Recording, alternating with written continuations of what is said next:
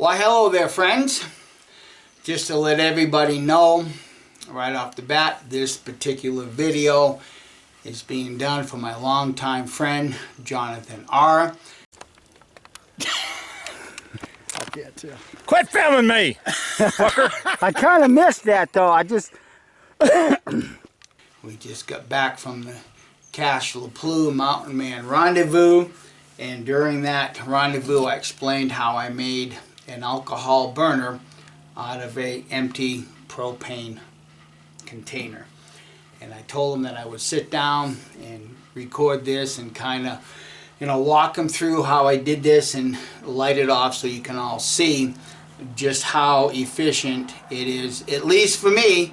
If I have to heat up my diamond fly quick in the morning, or if I just want to make a quick meal, I can do it without having to put wood in here waiting for the fire to go out and or burn propane.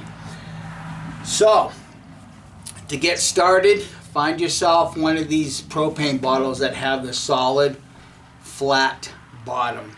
The propane tanks that have the little piece of plastic, those bottoms are not flat and they tend to be a little tipsy when you hit them without that piece of plastic on them.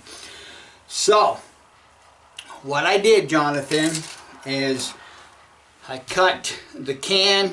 Obviously it's got to be empty, but I cut it with a hacksaw instead of a grinder because there'll always be a little bit of liquid propane on the bottom of these. Okay, so the height of this right now is right at 4 inches. Okay, and I determined that based on the size and the depth of my burner with that little plate out of the bottom removed. So when this sits in here, it's sitting on the very base right here that would typically be your ash collector.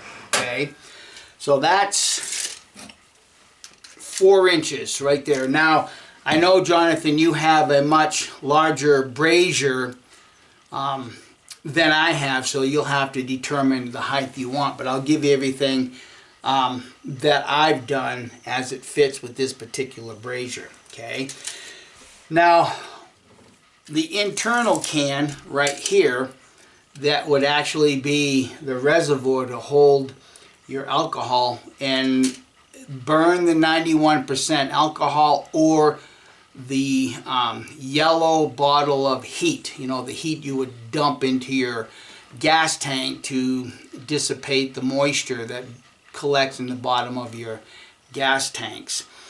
But this can inside was a New England clam chowder can, and it's right at inside diameter is right at 3 inches. Okay, and you want to cut the bottom off completely. And I'm going to draw it because I don't want to take this apart. But once I got the bottom completely cut off, I made a series of arches on the bottom of the can so that when I fill the reservoir with alcohol, it can wick up the cotton.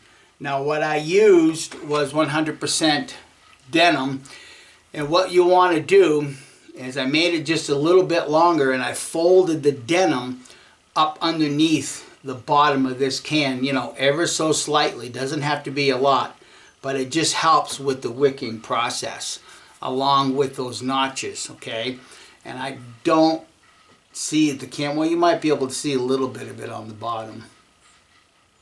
Okay, now you can see I have this inner reservoir for holding the alcohol is solid on the bottom, so the can itself is 5 inches tall. But once again, that's based upon fitting it in this brazier. Okay, now in order to snuff the fire when you're done, get yourself another can. Now this is one of those stewed tomato cans, and it fits just nicely over the propane can to snuff out the fire. But you want to bear in mind that on the inside of these cans, Jonathan, there's an inner ring right here. So when you cut it off, not only do you have this ring on the outside, you have an inner one right here. So I just took my little Dremel tool and I just ground all that away.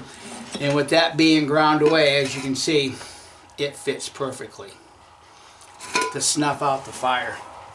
Now, what I've done also is when I have, and I only fill this up about maybe halfway once it's wicked. You have, when it's brand new and unused, you have to let the alcohol wick and soak up the denim.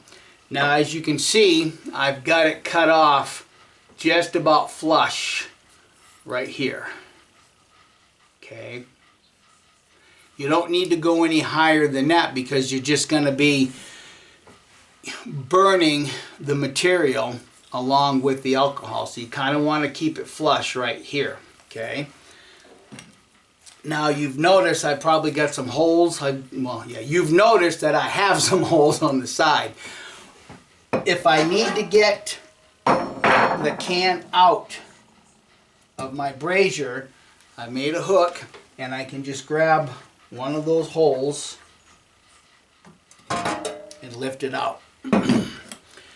At that point, for me, the fire is already snuffed out, but the container is still a little warm. So that's kind of why I did that. Okay.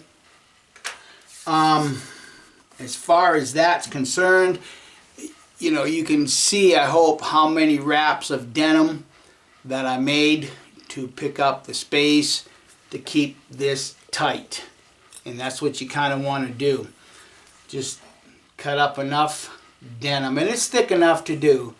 You just wrap it till it's very, very tight and then fit it inside of there. Okay? So,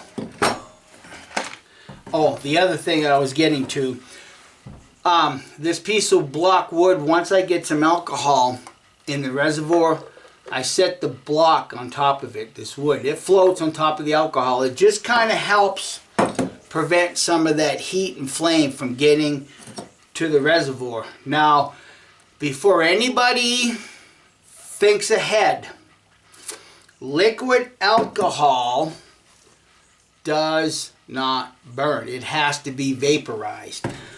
So what I've done, just to test the system out, I've lit this off and I put a pan on top of it without the block, and I've allowed the heat to excite the alcohol to where it evaporates.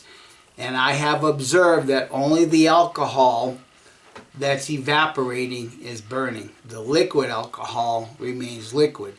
Now, with that being said, be very careful how you do this. I'm not taking any responsibility for somebody having an oh boom because you didn't think things through. That's why I use a block of wood and I let it float on top of the alcohol just to help to prevent any flames from getting down to that point, because you really don't need that extra heat that comes off of the alcohol right here. This, what wicks up and burns right here is more than enough heat to cook anything. As a matter of fact,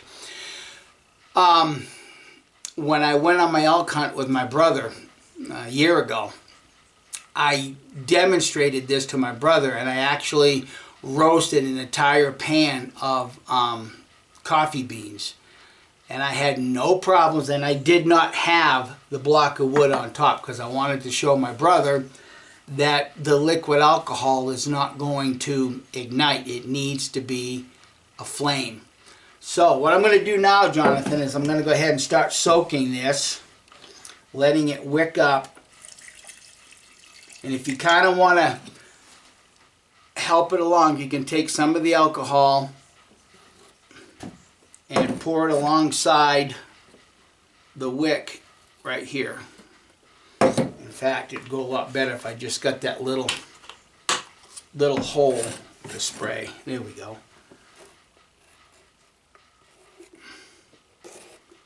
I'm going to let that wick up a little bit. Now, as I mentioned to you at the rendezvous, Jonathan, or at least I think I did, when this can cool down and you can recover the unburnt alcohol put it back in your container, I can light the wick off and still let it burn for about another 20 minutes. That's how much alcohol is being absorbed by the wick. And while that's wicking up, let me get repositioned here and I'll show you how that fits inside the brazier. So obviously the total height you want is just so that your lid or your grill closes and opens without any interference from the alcohol burner.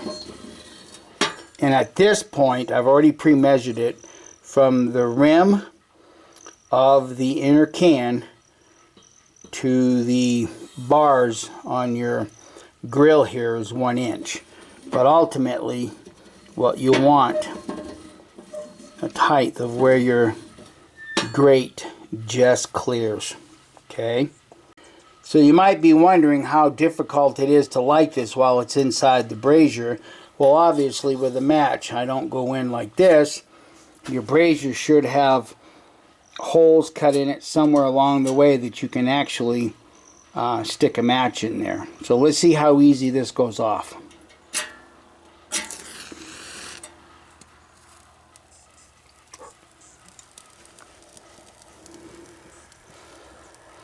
Now as you can see, Jonathan, that flame follows the can that's inside. Oh, there you go. You just saw some of the alcohol evaporate from inside, go off, and there you go. That's more than enough to do the cooking you need to do.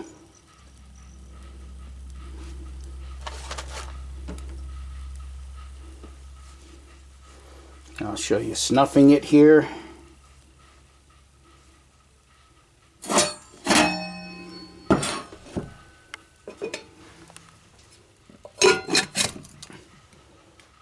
Just that easy.